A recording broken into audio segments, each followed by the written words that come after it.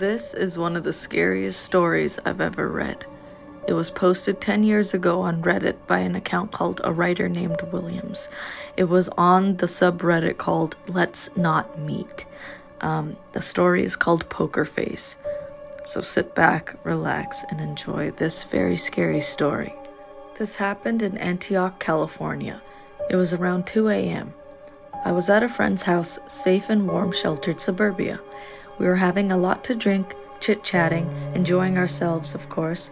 When you're having fun, time hits the fast-forward button, and those few minutes turn into an hour. I had too much to drink. My friend has a bit of an abrupt bedtime, so I had to dodge out early, still intoxicated. I felt too shameful thinking I'd be asking too much to stay in his house to sleep off the drunkenness. I suppose he was either too rude or too drunk to consider it himself. Whatever. Sometimes a little inconvenience makes you appreciate everything else. I needed about another hour or so to sober up and drive back. As fast as time passed during my stay, it decided to drastically slow down as soon as I stepped out of his house. It was a cul-de-sac area, a concrete jungle with the stem of the street breaking into a fork. Alongside the road, my car was parked. The only street light that worked was in the middle of the cul-de-sac circle, about 80 yards away. I stumbled towards my car, produced my keys, and felt the metal line up. Opened my door and shifted to the back seat. Because this was a dark, strange, and unfamiliar neighborhood, I took the leftover newspapers and a sweater in my back seat to cover myself up. I was a little scared. I wanted to camouflage myself and not just be some guy awkwardly sitting in his car, waiting for time to pass in order to drive home. I couldn't fall asleep. The uncomfortable feeling of a cheap backseat bed enshrouded in darkness didn't make the chance of slumber easier. It felt too ominous, and of course my mind began to wonder. I thought of worst-case scenarios, like how the police would shine their lights on me through the window, or a drunk driver hitting my car, and... Wait. In the distance, about 100 yards away, I hear footsteps approaching. The gravel scuffed with each step forward, growing in proximity, but periodically taking stops. I wondered why until it made sense in my mind. Whoever it was probably looking through cars carefully, with the intent to steal one. I couldn't recall how many cars were on the block, but I counted 3 full stops until he was at my window, breathing. I froze. There was no more than 1 foot between us. The car encapsulated me as I lay hidden beneath backseat clutter, forming myself into an object, trying my hardest to be unnoticeable, unmoving, and simply not there. "I see you," said a 40-plus-year-old man in a perverse baby talk. I imagine when you were playing hide and seek and one of your friends tricks you into coming out, he said it in that tone of voice, as if baiting me, like he was questioning whether the clutter in the back seat was just clutter or a person. I didn't want to move or check the window. I remained clutter. Give me an Academy Award. My body reacted by minimizing my breathing so much that I felt paralyzed. I dare not to look. My eyes fixated on the back of the passenger seat. I didn't blink, I didn't move, I didn't breathe. My heart was pounding so hard it shook my body with each throb. He circled around the car. My ears didn't fail me. I heard the steps. I felt like I was part of the car. I could feel him touching the trunk as he carefully pressed down on it, as if to test the alarm, as if to test me. I was in the middle of fight or flight. I couldn't do either without elevating danger. I was frozen and hoping to God he was bluffing.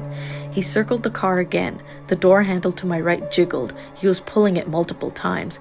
"I see you." Same tone, but more agitated and stressed, more convinced that he was trying to make that clutter move, revealing itself to be one of his expectations that it was me. My muscles tensed like a cow before slaughter. That had to be metal against glass. "Take a penny right now and tap your window." A crowbar, a knife, a rock, a gun? My eyes fixated on the seat in front of me, never averting my gaze like he was. I was covered enough to where I couldn't see beyond the seat in front of me. I know I couldn't see him, but I can feel his eyes resting on top of me. "My name is Poker Face. What's your name?" The voice changed. In a lower, demented, and serious tone. My mind forced a visual. It wasn't anything human. I already accepted my death. I was ready to be shot in the head, ready to take a life-changing bullet, multiple knife wounds. Just make the sleep bearable, not excruciating, as you drain me of life. I wouldn't know how to react. My thoughts grew dimmer. I imagined my friend waking up the next morning after a calm night of safe and sound sleep, only to discover my mutilated, defiled, and bloody body hanging outside of my car door. It was then I heard nothing but my own heart. What was this person doing now? Just staring at me in the middle of the night, talking to me, or a messy pile in the back seat? Time froze. The footsteps were being swallowed in the distance. Thank God he left. I waited another hour until the sun showed hints of itself. I jumped in my front seat and bolted out of there, wide-eyed and sober. And that's the end of the story. Everyone I know has been telling me that I should tell this story on TikTok because it's the craziest situation ever. So I'm bored enough today that I'm going to do it. So here's the story of the scariest thing that has ever happened to me, and a lesson on why you need to take precautions when staying in a hotel, especially by yourself. So I'm in Grand Prairie, Texas for a work trip, which is a suburb of Dallas. I get to the hotel, everything's fine and normal. I get there and I do shower the first night I'm there. I sleep. I've stayed in that hotel so many times before. And then I go to work the next day. I end up getting back at like 11-ish p.m. and I decide to take another shower because I've been outside all day. I get in the shower and I look out the shower curtain and I'm like, is that a message on the mirror?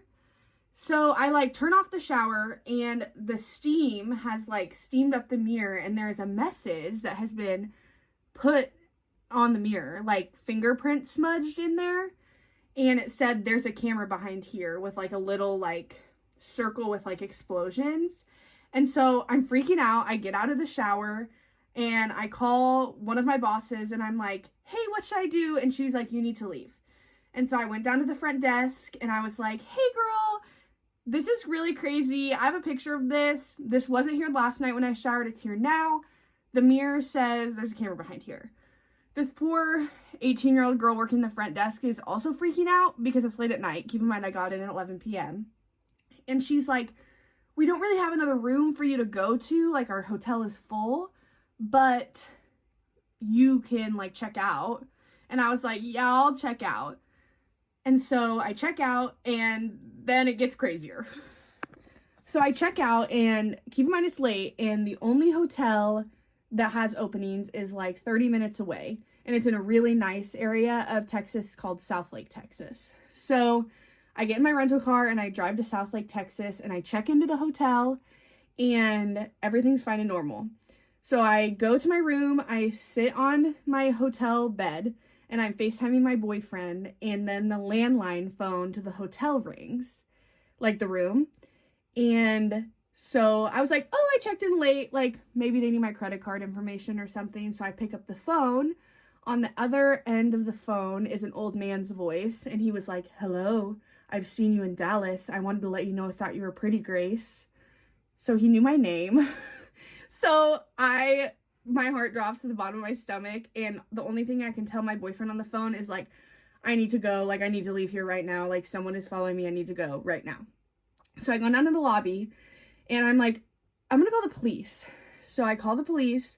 The police show up and they're like, did he make a threat to you on the phone? And I was like, no. I hung up on him before he could tell me more, but he knew my name and where I was. And so they were like, well, he didn't make a threat, so there's nothing we can do. We can ask the hotel to turn over their phone records, but they don't have to. The hotel front desk man was like, we won't show you the phone records, but we'll tell you them. Her room has received no phone calls tonight. And I'm freaking out, crying. I'm like, obviously that's not true. That's not true. That's not true. And the police were like, there's nothing we can do. They checked all my stuff for trackers. There was no trackers on anything. I ended up, one of my bosses that same one I called, lived in Texas. So I went to stay at her apartment. But literally what? So stay safe out there. Don't be going to hotels unless you absolutely have to. It's time for another scary story. This story takes place at my grandma's house, specifically in Maryvale area in Phoenix, Arizona. So this house has a lot of scary stories, but let me tell you the few scary stories that are very similar to each other that happened throughout the years. So there was this one specific time one of my grandma's sisters was living with her at the time, and she would get home around 2 a.m. in the morning from work. When she got home from work, she stated that she heard knocking coming from the glass sliding doors to the backyard. As she got closer, she said that she saw that it was a little boy knocking on the door.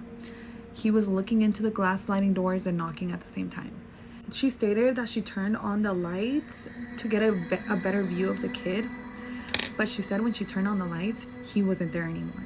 That she went to the backyard, and when she went back there was nobody. It was empty, nobody was out there, so she just left back inside. That is so creepy, right? Wait, it gets creepier. This one time, my uncle, which is my dad's brother, was living with my grandma at the time. He stated that he was in his room with the door open, laying in his bed, so he had a view of the hallway from his bed since his door was open, you know. He stated that he saw a little boy peek into his room and just run back to the hallway towards the living room. He assumed it was me and my siblings with my parents for a surprise visit, like we always did. We always went for surprise visits to go see them. He was wrong. He got up after he saw the boy running towards the living room, and he said that when he checked the whole house, there was nobody there. He said that he checked the doors, they were all locked. He checked the windows, they were all shut, closed, and locked as well. He right away got creeped out. He ended up waiting in the front yard for my grandma to get home because he was that scared. Wait, there's more. There was this one specific time my great-grandparents were visiting from Mexico, and they always stayed with my grandma. My grandma said that late at night, my great-grandpa woke up yelling with pain. She obviously ran to him and said, "What is going on? What is wrong?" My great-grandpa told her that there was a little boy sitting on his leg and that it was hurting to get him off. My grandpa insisted on her getting that boy that was not even on his leg off of him. Guys, my grandma said she was so scared because there was nobody on his leg. She was so creeped out. There was this other time my grandma had her brother and his wife visiting her, and they had a young boy that was around 4 years old at the time.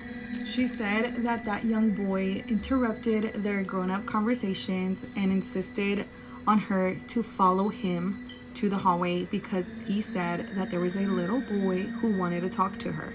That boy was asking for Sylvia, which was my grandma. So my grandma said that the little 4-year-old pulled her by her hand and pulled her to the hallway and said, "He wants to talk to you. He's right there." My grandma said there was nobody there, obviously, and she was so creeped out because this isn't the first time she has heard of this little boy in her house. She told him, "There's nobody there." Like, "No, there's nobody there, mijo." Like, she said that he started crying, saying, "Yes, he is. He's right there. He wants to talk to you. Talk to him." One creepy thing about her house that always happens also is it's almost as if a little kid is messing with you. For instance, my uncle, my dad, and a lot of other family members that have stayed at my grandma's, because a lot of people actually have lived with her because she always invited people kindly, like, "You guys can live with me," when they needed somewhere to stay. Have stated that in the middle of the night they get the blankets pulled off of them, almost as if a kid's playing with them. Things end up going missing, and you literally find them in places you would have never thought you would find them. In other words, places you for sure know you did not put the stuff that went missing at. So those are the stories about my grandma's house. Let me know if this was a creepy story or not.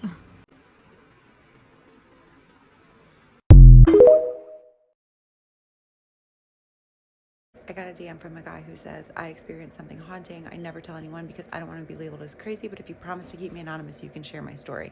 He wanted to be called Joe for the sake of this story, and I have to tell you, I believe him. He swears up and down this is true. Joe's a pretty normal guy. He works as a service rider at a car dealership in Colorado. His favorite hobbies are fishing and watching football. In 2017, he decided he was lonely, so he downloaded a dating app. He went on a few dates before meeting a girl named Morgan, who he pretty much immediately fell in love with.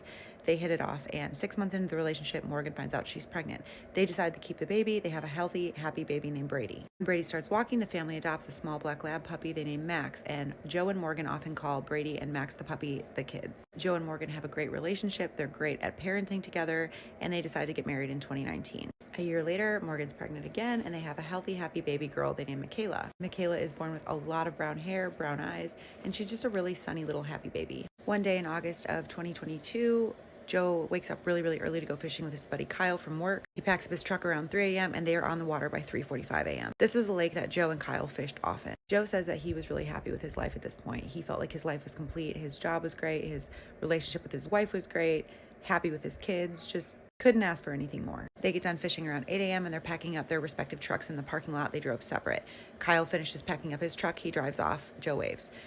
Joe says there were other cars in the parking lot, but nobody that he could see. After he's done packing up his truck, he's about to get in the cab, and he looks up and sees strange lights in the sky. He described them as if the northern lights were in Colorado. They're like beautiful reds and pinks and blues and yellows as far as the eye can see over the lake. Joe gets in his truck, and he's watching the lights for about 20 minutes. He figures it's some strange celestial or solar event, and he's just admiring it. The lights fade, and he drives home. He pulls up to the house, he gets out, he goes in, and Morgan is furious, and she's like, "Where have you been all day?" Joe's like, "What are you talking about? I was fishing." He left before she was awake. She's like, "No, I've been trying to get a hold of you all day, and you haven't answered any of my calls or texts." And he looks down, realizes his phone's dead. He powers up his phone. He does realize that he has a ton of missed calls and texts from Morgan, and it's 2 p.m. Somehow he has lost 4 hours from his life. The lake where he was fishing was about 20 minutes, and he said he couldn't have watched the lights for longer than 20 minutes. He apologizes to Morgan. He's like, "I must have dozed off," and she's like, "It's fine, whatever." He's like, "Where are the kids?" She's like, "They're napping." Joe's tired because it's a weekend, and he's been up since like 2:30 getting ready to go fishing, so he goes in his room and he takes a nap. He wakes up, Morgan's in the kitchen making dinner, and Brady's playing on the floor. He's like, "Where's Michaela?" And she's like, "Who?" Joe laughs, and he's like, "No, is she still asleep?" And Morgan's like, "What are you talking about? Who is Michaela?" And Joe says he started feeling this immense sense of dread.